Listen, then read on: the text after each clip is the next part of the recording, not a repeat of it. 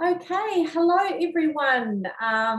This is Coach Maree here, and I am super excited to bring you another inspirational and motivational video. I've come back into doing some really cool stuff this year, and so I'd like to introduce you to my lovely guest, who I actually met probably a couple of years ago now at a Run Auckland event.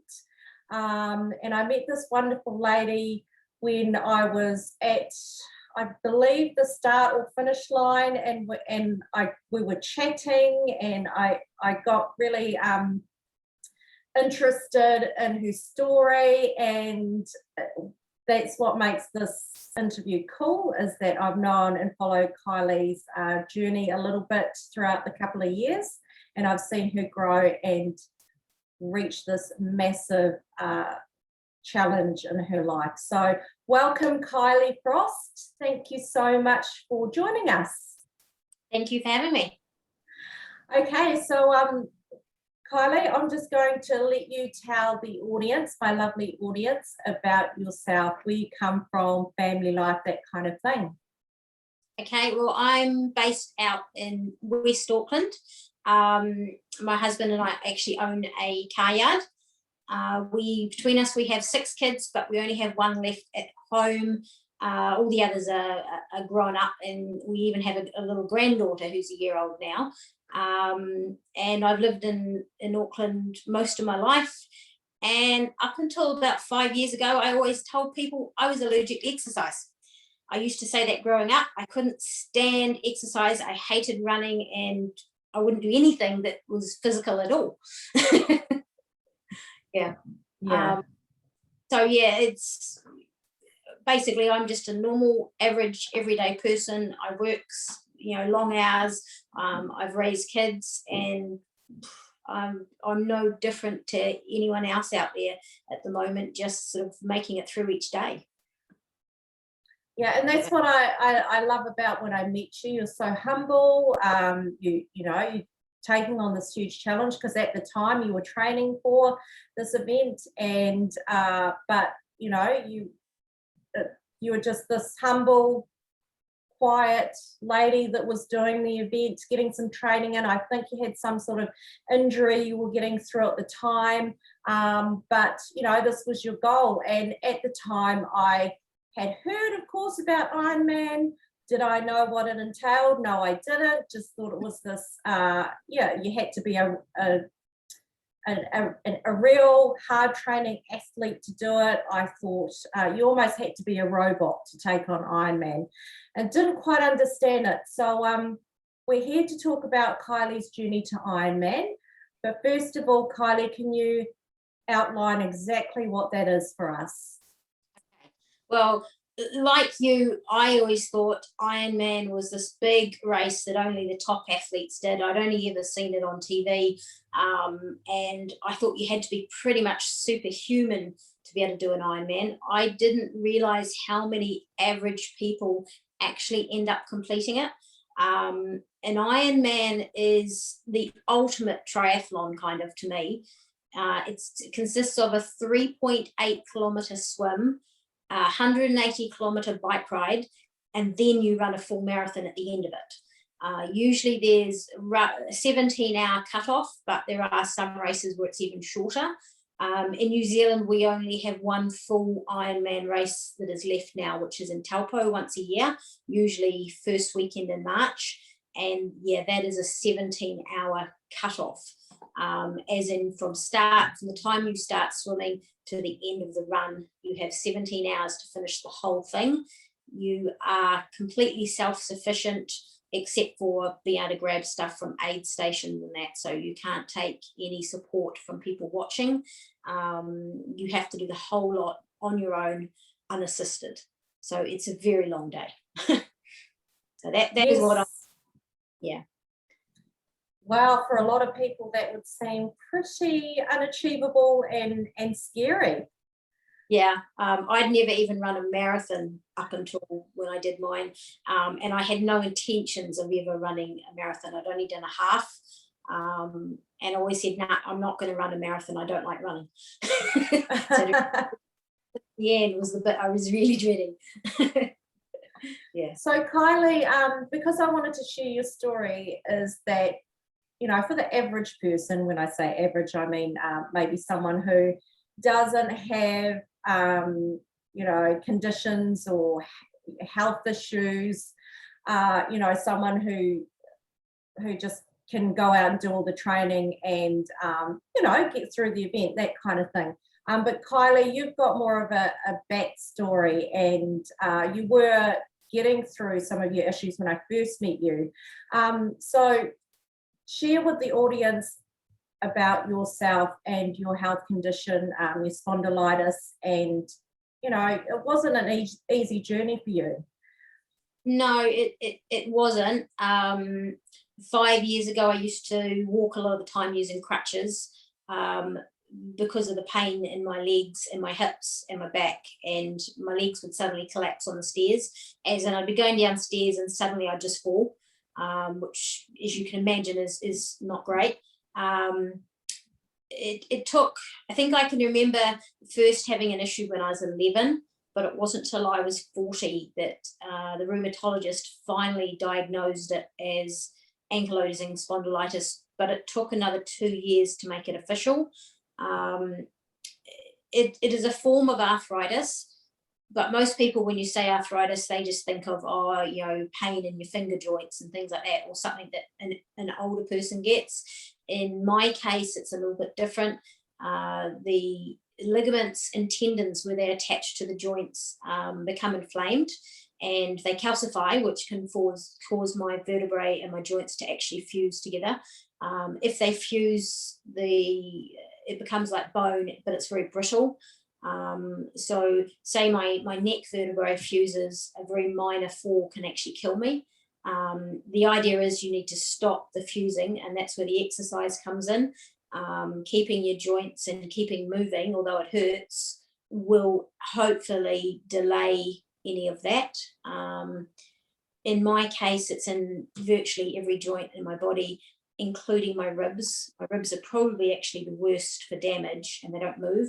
If your ribs don't move, you can't inflate your lungs. So I have about 10% lung function, as in that's how much air, that's how much it will blow up. So you imagine a balloon can only blow up to about 1/10 of what most people can do. But because of my fitness now, I don't get so breathless going upstairs like I used to. Used to get to the top of the stairs at home and I couldn't talk. In my case, there are medications, but they're immune suppressants, which at the moment with COVID and everything else, it can make a lot of people very nervous. And in my case, I don't qualify for the funding for them anyway. So I'm very limited to what I can take. So 5 years ago, exercise was the only way I could actually try and maintain and try to delay what was happening in my body. And the more I exercised, I found the stronger I got, the better I felt, and the more I was able to do. So I don't use the crutches and that sort of thing anymore. I don't have the big painful flares anymore that I was getting, and I'm not getting so sick. I don't get all the chest infections like I was getting and things like that. I wouldn't say I can live a normal life now, but it's about as normal as it's going to get. It's still progressing, but it's a lot slower. And at this stage, I can do pretty much anything I want. Coming into winter is usually worse, so I'll see how I go this winter. But I have to keep moving. It's not a I want to do these events. It's a I have to do these events because I need the motivation to keep moving. And do the training. That can get pretty horrible. So the race is kind of the reward for all the exercise I do in my case. So yeah, in a nutshell, I don't have a choice. I have to keep going.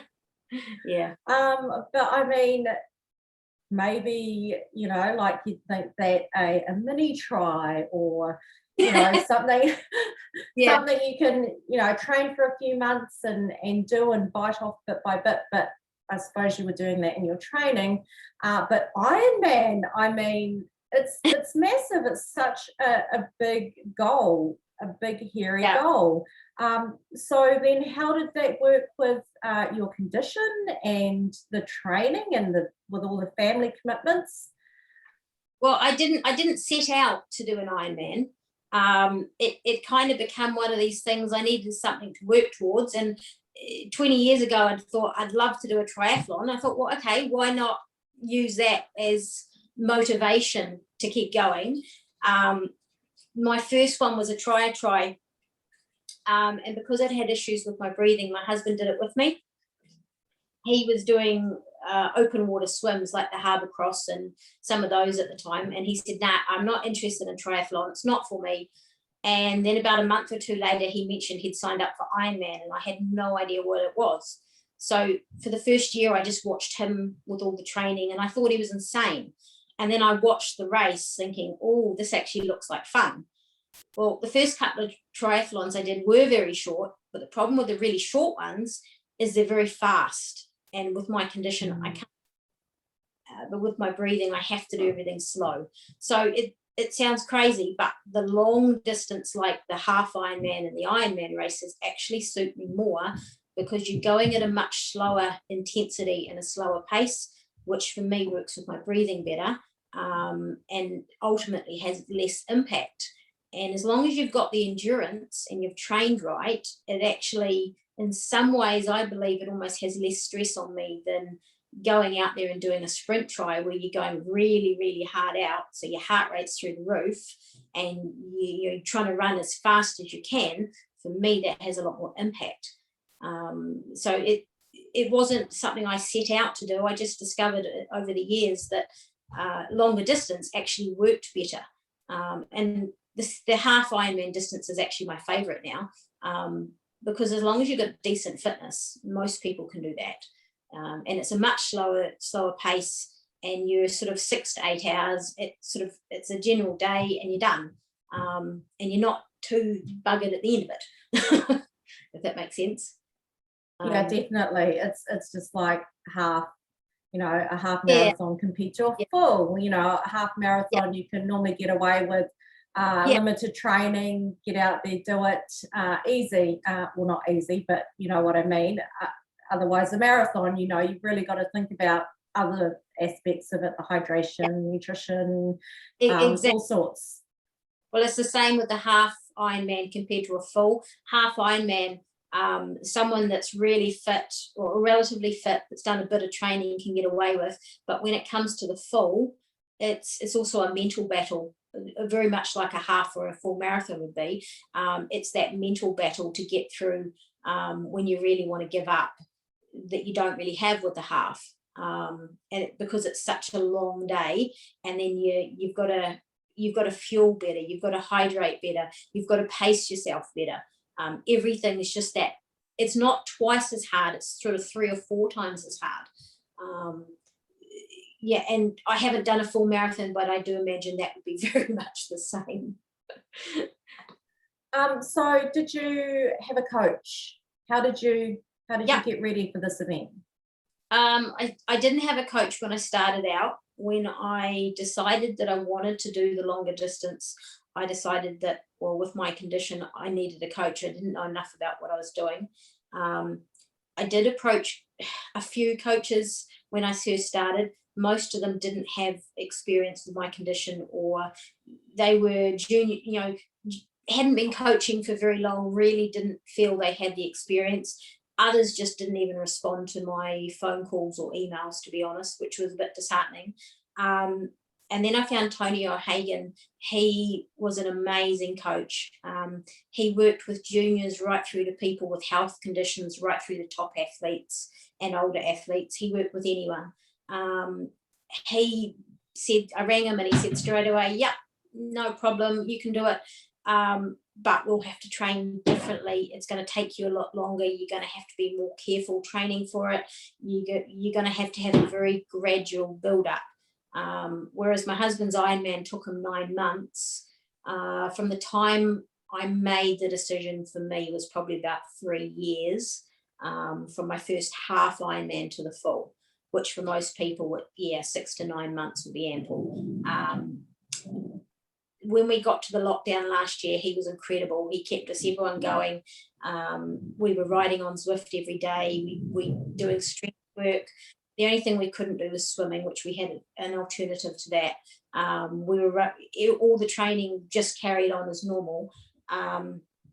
Unfortunately, he passed away June last year.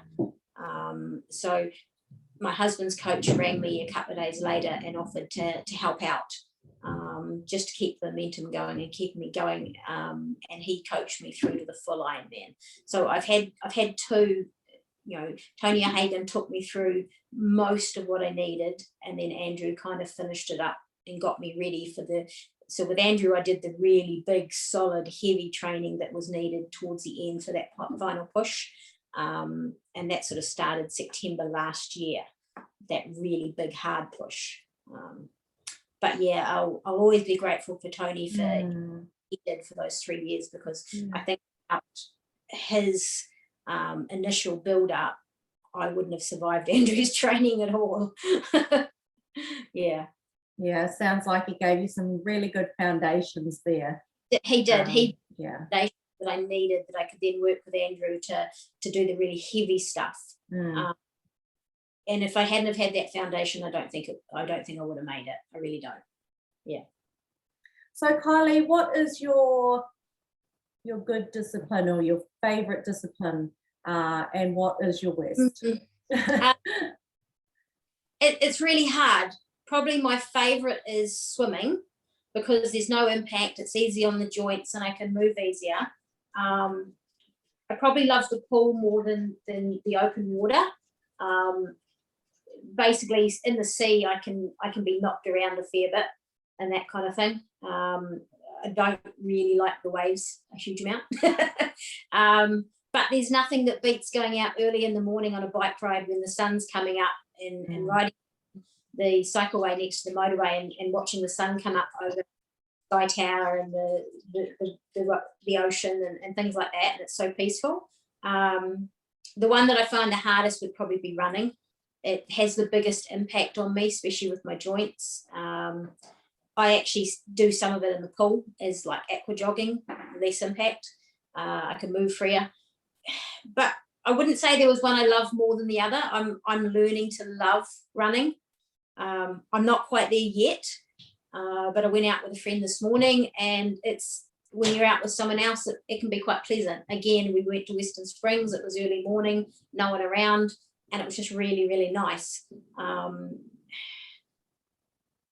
Swimming is the one I probably find the easiest. Running will be the hardest. But I like and hate all of them for different reasons. I must say. The line's definitely the bit I like the most though. Yeah, it sounds about right. I mean, what you're doing is, like I've got the running down. I feel like I've got that down.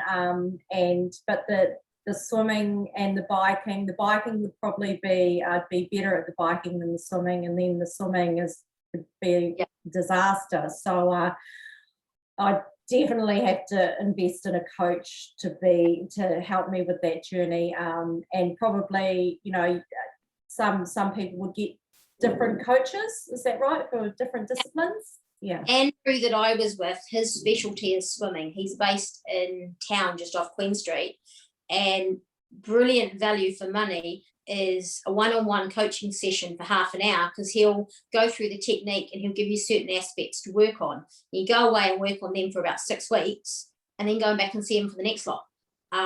So I found doing something like that, I made more progress doing that with Andrew than I did going to like a squad or something where I'd build fitness. But swimming is so technique based. If you don't have good technique, you're not going to improve as fast. And small changes can actually make a big improvement. And I think that's where most people find it really hard with swimming. Cycling and running, you can just go out there and do it. And as long as you've got reasonable form, you're going to build fitness and you're going to improve. Swimming, you have to have good technique to start with. And unless you've got someone watching you and telling you what you're doing, you can feel like you're doing it right and you've got it completely wrong.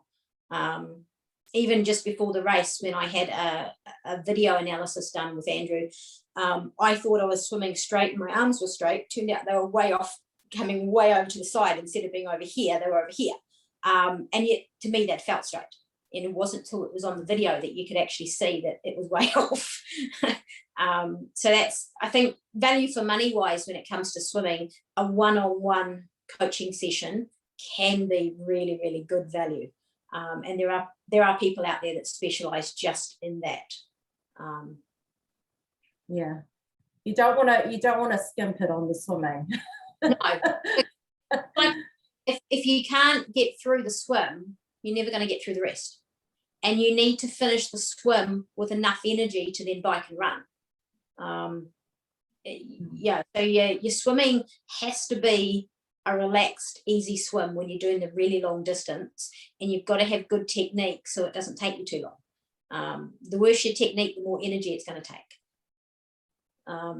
So your swimming is to me is so important, to be able to finish that swim feeling really, really good to then do the rest. And the swim is the quickest part too. So if you do, like I did, an hour 37 for the swim, if I'd finished that hour 37 really tired, well, the whole race was just under 17 hours. So you've got such a long time after that. You need to finish, and your swim needs to feel like a warm-up rather than your main event. Right.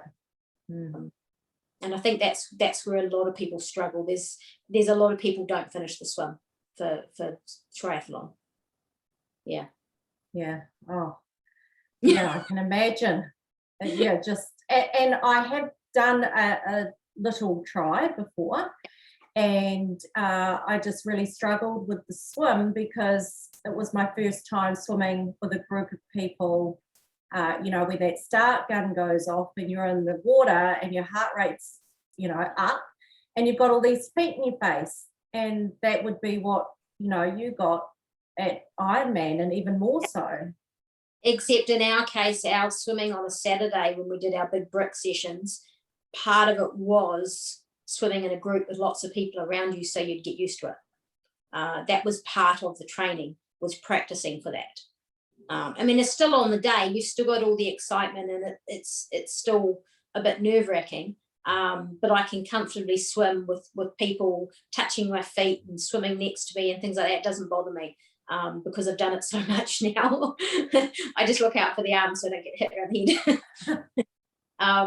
But in actual fact, if you're swimming close to someone, you can actually get a bit of a toe off them. So the idea is to position yourself in a certain place so that they're doing all the hard work and you're just cruising. Nice. I like that. Yeah. Learn all the tricks of the trade. So my next question for you is, how did it go on the day for you? Talk us through that. Okay, well, usually with when I first started, the swimming was the hardest bit because of the breathing. Normally now I don't have any effect from it. When I started it almost feels like an asthma attack when it's really bad. I can't take enough air in. Unfortunately, I had a really bad reaction to something that was in where we were staying, and it caused like a hay fever type reaction. So I was completely blocked up that morning. So it took me about 10-15 minutes to actually settle into the swim, but the rest of it went really well. I said I was about an hour 37 for the swim. The first transition was a little longer than I wanted, almost twice as long as Coach wanted. The bike ride went pretty much according to plan. I have an alarm on my watch that beeped every 25 minutes telling me to eat something. So eating, drinking, not a problem. You've got 2 laps from Taupo to Repara and back. First lap was brilliant. Second lap we had a headwind, which was pretty nasty. I'm getting better at going to the toilet and taking my tri-suit on and off. Yeah, so you stop at the aid stations, you can use the toilet, but it holds you up quite a lot. So the ride was a little over 8 hours. I was hoping for 7.5, but it was bang on the time that my coach had kind of predicted. Everything for me was going to be pretty much just a few minutes before cutoff was when I was due to finish. So I knew that I couldn't afford any hold-ups anywhere. Getting off the bike, I actually felt really strong. the nutrition had gone well, the fueling had gone well. I'd stuck to the sort of pace that my coach wanted, so I hadn't burnt myself out trying to get back up Heartbreak Hill, which is a long, slow, steady climb. And we had a tailwind coming back, whereas sometimes up that climb we've got a headwind. So conditions that day were perfect. It wasn't too sunny, so you weren't really hot. There was a nice tailwind, that kind of thing. The run is 4 laps, coming past from the main centre in Taupo, around the lake out to Rainbow Point. It's because it's a full marathon, so you break that down, it's like about 10.5 k's per lap, or just over 5 k's each way. The first lap, I must say, I didn't push myself on the first lap, I guess you could say, and I was sticking to an average pace, and I was slowly watching my average pace get worse and worse, thinking, if I don't pick this up, I'm going to time out. And starting the second lap, my coach said exactly the same thing and gave me a bit of a lecture, which I needed. So the second lap, I pushed really, really hard, and I managed to, I look at my average pace, because I'm slow running compared to most people. I don't look at how fast or how slow I'm running. I just look at the average, and I knew what my average needed to be. And I just pushed myself as hard as I could, and I managed to get that average pace down to where it needed to be. And then I had a lady that I've known for a few years. She'd been on one of the bike aid stations. She came out and she joined me, and she started running with me, and it was really dark. So she had a cell phone she was using for the headlight, and she was just shining it on the pathway around the back of the lake, because there's a lovely new pathway, but there's no lights. And that went really, really well. And then we got joined by one of the officials on the bike, because when it gets really dark and most people are finished and they've got a handful out on the course, they send someone to ride with whoever's towards the back. I wasn't the last at that point, but they were predicting I was going to be the last to finish, which I was. So he followed us for pretty much a full lap. I think Deb ended up joining me for 3 of the 4 laps in the end. The last 2 laps weren't quite as fast as lap 2, but they were just a steady pace. I just went the same average pace the whole way. It wasn't going up, it wasn't going down. And I knew I was close to cutoff. And we got to, I think, 30 k's, and I had 2 hours. I thought, okay, 12 k's to go, 2 hours, that's an average of 10 minutes per k, and my watch is showing an average of 9:50. I'm sweet, I've got this, I know I can do it. Lap 3, we had one of the ladies that I trained with came out on our coach's bike, and she sort of followed us around. And then lap 4, my coach also joined us. So we had him riding along next to us, and he was, trying to motivate me, going on about the medal and bits and pieces, and trying to keep me focused and on track. And at that point, we had road cones down that we were following, because the road had reopened, and it was run 2 or 3 of the cones, walk 1 cone, which was about 3 or 4 seconds, and then run again. Walk up the hills if I had to, but any downhills and the flats, run as much as you can. And my coach is there going, you've got to run, you're going to time out, you've got to do this, I know you want to do this. And he's there the whole time doing that. I've got Deb in the other ear, very, very similar. And then we got to the final lap, and we could see the lights of the waterfront, which was almost the finish line. And my husband had finished several hours earlier. We had about 4 k's from the finish, and he joined us as well. So by now I had Deb and her friend, my coach, the official, Tony, and probably 2 or 3 other people. So you're talking about 6 or 7 people running with me, which was really awesome. And I was in a bit of a world of my own, to be honest, just focusing actually mostly on Deb's voice. Just running as far as I can, walk a cone, run as far as you can, walk a cone. And that's what was going through my head, the same, and that's what she was repeating to me.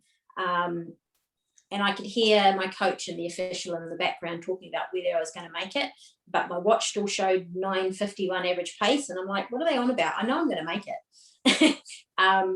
What I didn't know, though, is that the Ironman tracker for people that were watching, and I had quite a few around the world watching, it would alternate between saying I was going to finish under the cutoff and saying I was going to finish over the cutoff. And then my coach was doing a live feed of the last lap as well. So we had people at home watching that. He's riding a bike with a live feed going. We got to 2Ks from the end, and almost all the athletes that I'd trained with since September came out. Some of these guys I've known for a couple of years because they trained with my husband as well. And most of them had raced in the morning. They all started running that last 2Ks with me. And my mum was there as well. She was running. To put it in perspective, she had a full knee replacement a year ago and she struggles to even walk. But she was running at one point. So you had all of this all around me. I had everyone calling out and yelling to me for the last 2Ks. And then it's like I could hear Cameron Harper, who's the MC for Ironman, who was calling people across the finish line. I could hear him before I even got to the turn-in for the red carpet. And then that was just really cool, because keeping in mind this was cut-off was 11 a.m. and this was 16:58:50 was my official time. So I knew I was only a few minutes from the cut-off, and I had to make that. I couldn't stop at all. If I'd needed to go to the toilet or anything like that, there was no option to do anything. I couldn't grab any water at the last aid station. I just had to run straight through. And you run down the main road and you turn left into the chute, and then it's a big downhill. And by then I think the adrenaline's flowing and you don't really even notice what's going on around you. You just kind of focused on getting to that finish line. And I was watching the clock and I knew I was going to make it. But I think I was about the only person that did. I gave quite a few people heart attacks apparently about when I was actually going to make the 1 a.m. cutoff. And keeping in mind we started at 8 a.m. in the morning, it didn't feel like 1 a.m. I would have said it was like 9 or 10 at night. So then you go under the arch, and they call out your name, they say you're an Ironman, they give you the medal, and there's a special towel, and they make sure you're okay. And then the first thing I had to do was go and find my family who were by the barrier. My in-laws were crying, my mum was crying. It was just really cool. Because that whole, especially the last few hours, nobody had known if I was going to make it except me. Because I'd be looking at the pace thinking, yep, it's going to be close, but I know I can do it. Because the average, as long as I keep that average pace, I've done it. So that was what the day was. Afterwards, we went and got McDonald's and went and sat in the hot tub at where we stayed at the motel, and sat in the hot tub in our tri-suits eating McDonald's. At about 2 a.m. in the morning. That's funny, because that's what I did when I did a Taupo Ultra event a couple of years ago. And it was the first thing, nothing was open. I'd finished it close to midnight, straight to that McDonald's. So they must see a lot of athletes come through in Taupo McDonald's. Yeah, you're right. It was the last thing I felt like, and I really didn't want to eat, but Tony was insisting I eat, and it was the only thing that was open. And the reason for getting in the spa pool, one is the heat for my joints. It really helps relax my muscles and my joints. But the other thing is you get in your tri-suit, because often your gels in that have leaked, and especially if they've leaked in your pocket, they've actually dried and stuck to your skin. If you get in the spa, it's easier to get it off. Nice. I love it. Yeah, all the attractive things of sports and all that yucky stuff. Well, Kylie, just want to say, like, it's definitely one of the first interviews I've done where I feel like I had a bit of a cry, for sure. I the way that you told that story, and I could envision you, looking at your watch all the time and coming down that red carpet and visualizing your team supporting you, on that last 2Ks, and just that is such an emotional journey for you, and I'm sure a lot of these viewers can relate to, you know, a feeling of feeling, you know, weakness, and but you have to get over that, and you have to push on and get to that finish line. So I think we can all relate to what you're saying there, and it's just incredible what you've done. How do you feel now, and how does your family feel about you? Um, I think the biggest challenge for me at the moment is I don't feel any different. And I expected to feel like I'd finished, I'd achieved that ultimate goal, and I haven't. Um, like I, when I said to Tony about maybe doing another one, his instant reaction was, for me, was no. He's kind of come around and said, oh, well, maybe in 2 years. And I'm like, no, I want to do next March. I want to go faster. I think, I mean, obviously my family is really, really proud. My mum said it was the most amazing thing she'd ever seen. She'd watched me do the 70.3 a couple of years earlier, and originally, because the date was postponed because of the lockdown, she wasn't going to make the first one. I actually had more people there at the second date than what I would have had at the first, which was pretty cool. It all seems a bit surreal at the moment. And all the attention and all that, I've gotten to the point that I don't even open Facebook up at the moment. I opened it up last night, and there was actually an advert from someone, and it was my picture with the newspaper article that came out a couple of days ago. I thought, okay, I think I'm going to avoid social media for a few days till it quietens down. I think the biggest thing for me is, one, I need to keep the exercise going anyway. So I need to find something else to focus on. For me at the moment, that's probably going to be doing another one, but trying to do it faster.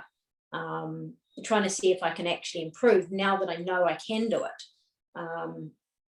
I've got the mental strength and the mental determination that a lot of people struggle with. I've got that. I've got the endurance. What I don't have is the speed.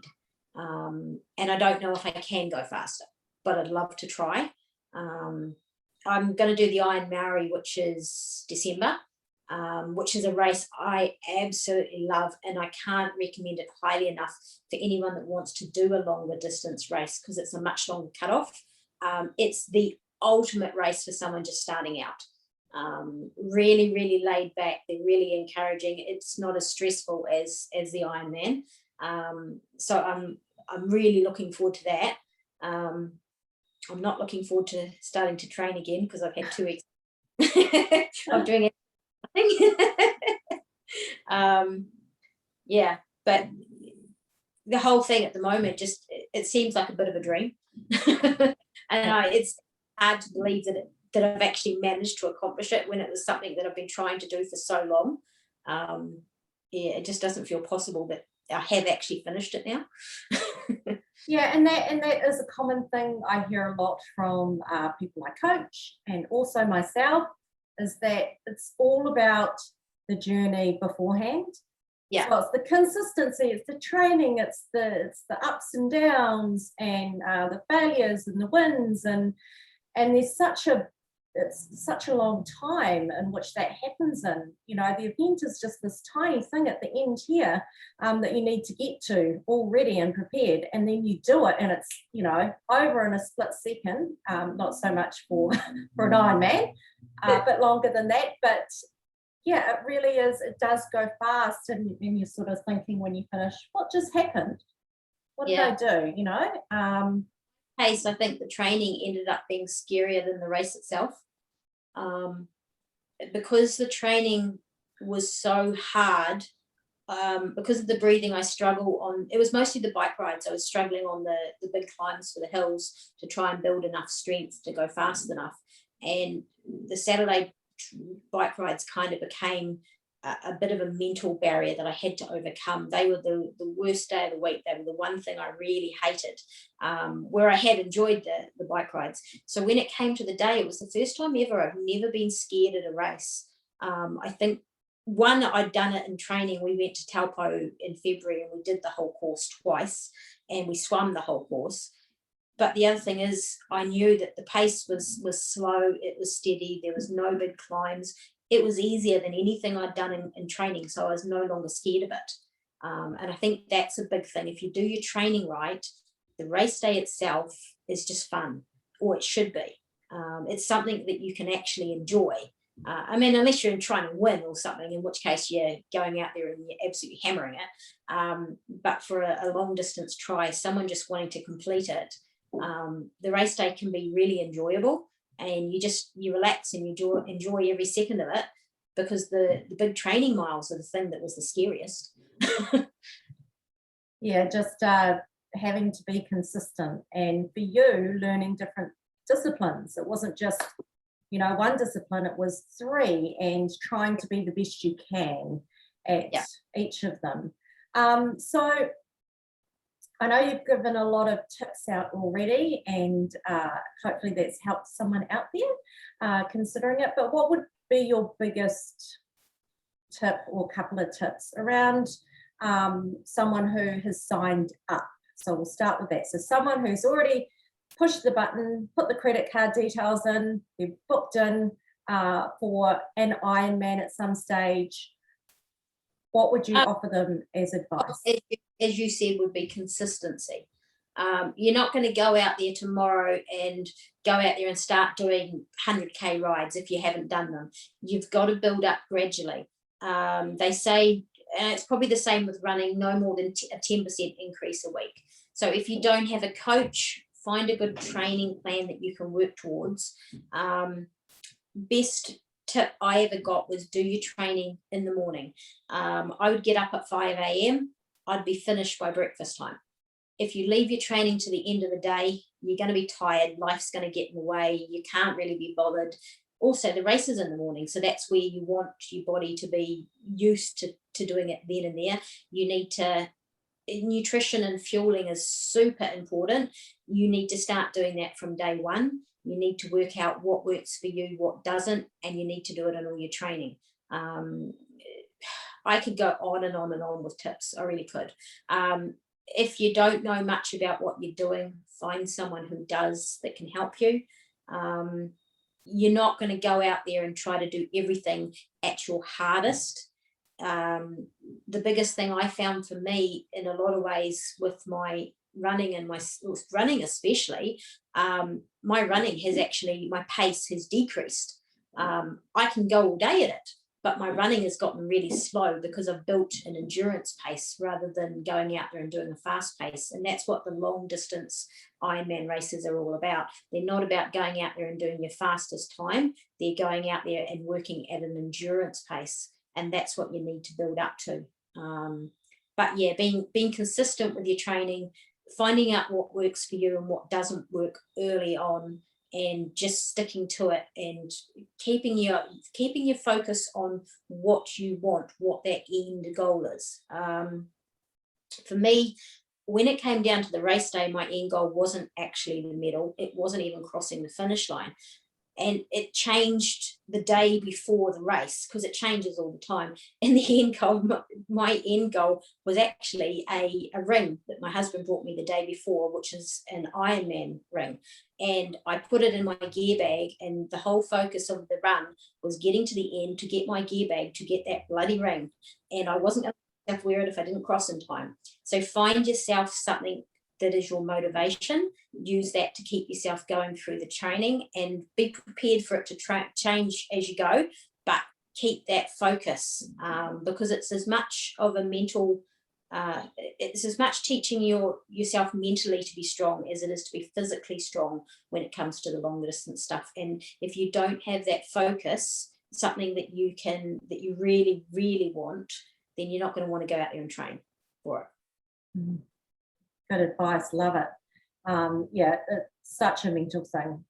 You can be the strongest person out there and be the best swimmer and cyclist and runner, and then really bonk out mentally. So yeah, you've got to have almost really good package, don't you? Everything's got to work for you.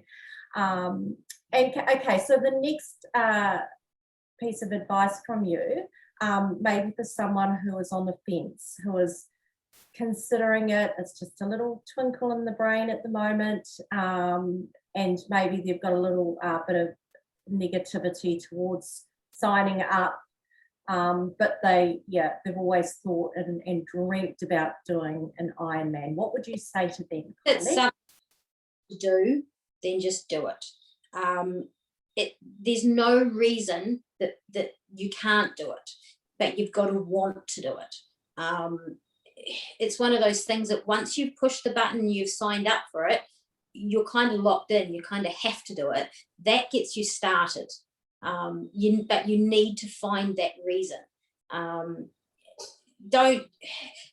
guess you've got to ask yourself the question, in 20 years' time, if I haven't done this, and am I going to be happy I haven't done it, or am I going to regret not ever having done it? In my case, I'm limited to how many years I'm going to be able to run for. So this is something I wanted to do. I don't know that, like, my husband wants me to do it again in 2 years. I said to him yesterday, I don't know in 2 years I'll be able to run. I don't want to wait, because in my case, I'm very limited. Anyone that's physically strong and healthy, if you want to do it, just go for it. There's no reason you can't. The only thing limiting you or stopping you is up in here. And that's something that you can teach yourself to get past. You've got to put yourself out of your comfort zone, and you push that boundary until it is comfortable, and then you push it a bit further out again. And that's all the training is. It's as much as teaching you to push those boundaries as much as you can, so that on the day what wasn't possible suddenly is. It's something that not a lot of people do, but I think it's because not a lot of people have the courage to even try and do it. I think most people could do it if they wanted to. So if it's something that you really want to do that much, just do it, and surround yourself by people that can help you. Yeah. No, I love that too, because really, it's about living life, and you are the perfect example of all your challenges that you've had to get through, but you just said, I'm going to do it. And through everything, and through, COVID times, and your attempts, you've just got there and you just completed this dream that you've had. So it just proves that, anyone can do anything they set their mind to. And it's about cutting it off chunk by chunk. Like if you're starting from off the couch, for example, then you're going to be starting off by chewing off, little try events, or Iron Māori or something like that. By the way, I just want to clear up, Iron Māori isn't just for Māori people. I'm definitely not Maori. My husband and I both did it last year. This year he'll be doing Taupo the week after, so I'll go down and I'll do the Iron Maori race. It was my very first 70.3, and I wasn't sure how I'd go, and I think I was 9.5 hours the first year. Last year I was just under 8, so it's an hour and a half improvement. But it's such an amazing race, and they make you feel so welcome, and they make you feel like you can do anything. And it's what you go and do the Iron Maori race, and if you've got any doubt in your head that you can't do it, you watch the people around you doing it, and you think, if they can do it, I can do it. Because there's some people out there that have probably never done much in their whole life, and they're going out there and proving that it is possible. And that is just, you end up finishing the race and you're just buzzing because of everything that you've witnessed over the day. It's really awesome. Yeah, so it's a great starting event for anyone that, and even, you can try a smaller distance in a triathlon and see if it's for you, because it's not for everyone. So, just start the process, get off the couch and just start doing little bits, even if it's just the cycling that you start with. So what's next for you, Kylie? I know we touched on, you need to recover first. In actual fact, physically, I was recovered, except I lost my big toenail, which I asked you for advice on. Yes. How's that going? And no, it's really good now, but I couldn't wear shoes. I had to wear my jandals. So I think you recommended a gel plaster, which was an absolute godsend. And then I was able to put shoes back on. And like, although I haven't got a big toenail anymore, I can run in that now. Run Auckland is the first series that's coming up. The Run Auckland series I treat them as training runs. And because I've always done a run walk, a friend of mine and I this year for the 5K, the goal at the end of the season is to be able to run the 5K without stopping. So run 5Ks consistently. So I don't intend for it to be fast, but it's consistency that I'm working towards. And then apart from that, I might do the ASB half marathon end of October, beginning of November, because that's a race I love. And then I'll have the Iron Maori race as well.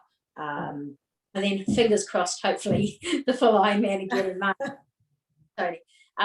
So that's sort of the year.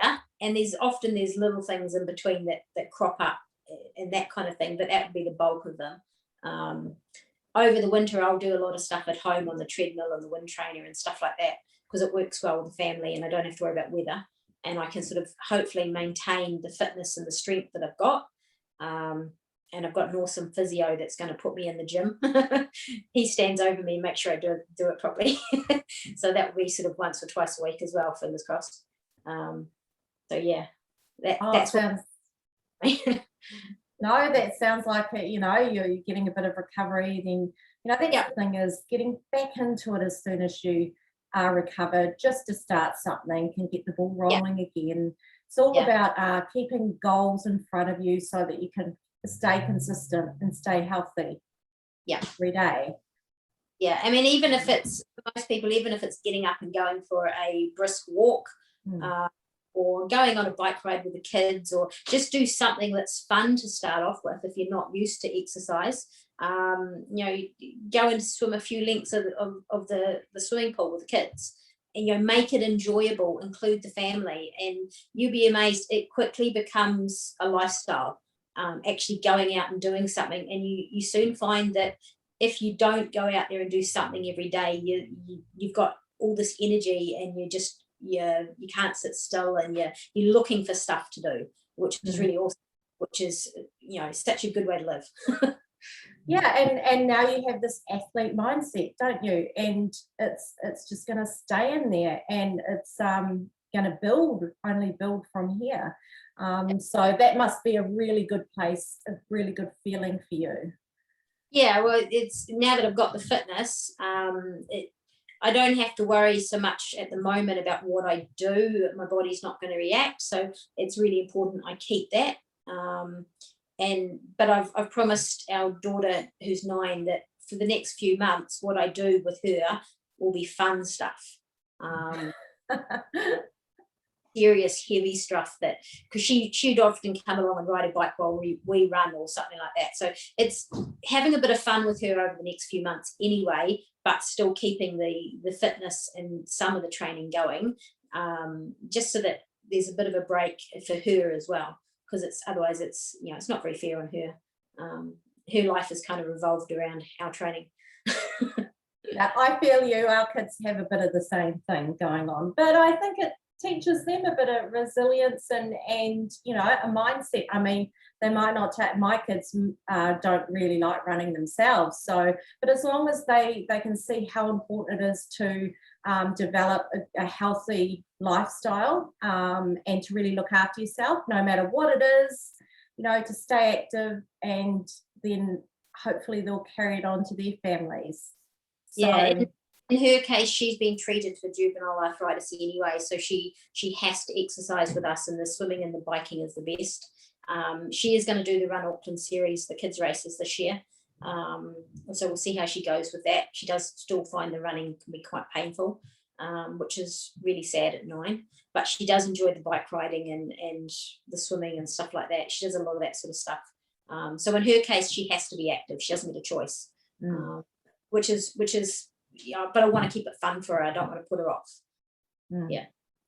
Well, Kylie, thank you so much from the bottom of my heart for saying yes. I know that you were like a bit on the fence about it, and you're very humble, and you know, what you have done is just so incredible. It is so cool to have met you a couple of years ago at the Run Auckland event, and for us to make that connection. And I did a little live video with you, because I found this woman who was training for Ironman, and it really intrigued me as to what your training would look like, and then to see you come across that line, and it's so amazing. And I really do hope that you take it all in and you reflect on the amazing thing that you've done. I know that there will probably be a time when it does hit you. I've had it before, where it's weeks after and I'm doing the washing or something at home, trying to catch up on everything, and it's hit me, and I've rung my husband in tears, just saying, oh, it's finally hit me, and I can't believe how awesome I am and what I've just achieved. So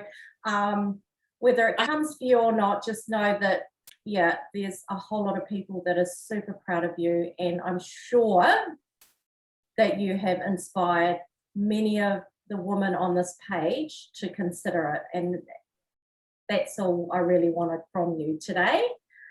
I must say the emotions did kick in a few times during the race, because I remember I kept saying to myself, not now, you can't cry now. The race, stop it.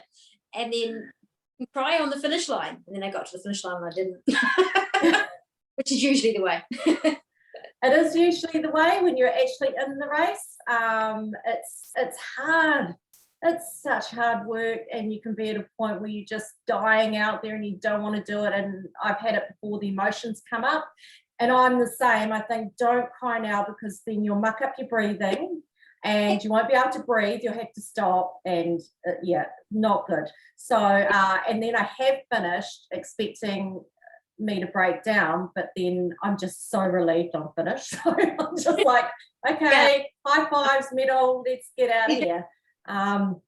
So thank you so much, Kylie, for coming on and chatting to us. Best of luck for your year going forward, and I really look forward to seeing you at Run Auckland, because I'll be there doing the warm-ups again. So I want to see you by the end of that series smash a 5K and just run that consistently. So I'll make sure. And fingers crossed, what I'd love to be able to do is actually then do the 10.5K without stopping. But yep, little steps. Oh, I almost lost you. There you are. Okay, thank you, Kylie. Take care and best of luck with everything. Okay, thank you. See you later. Thanks, everyone.